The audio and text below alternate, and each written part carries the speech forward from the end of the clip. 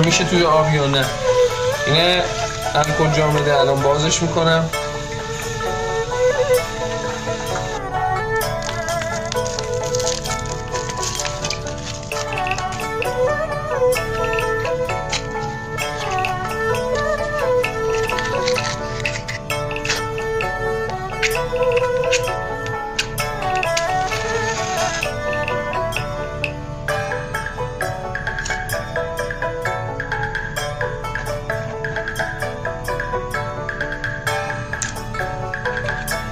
یعنی خدا وکیلی اینا مرگ ندارن. خیلی خوبه این قورسا.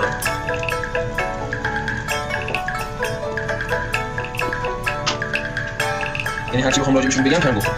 تو آب روشن میشه، نمیدونم زغال شده رو روشن میکنه، زغال کمبودی مثل آب خوردن روشن میکنه. اصلا کسی که استفاده میکنه ازش فلج میشه، میفته از کیفیتش.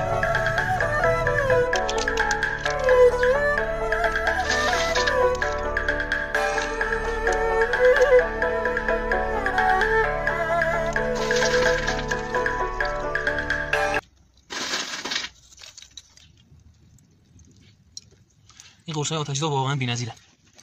درجه 1.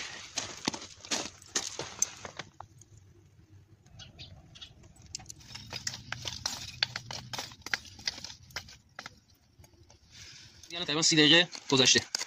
30 دقیقه گذشته و زغال هنوز روشن و گرمای خودشو داره.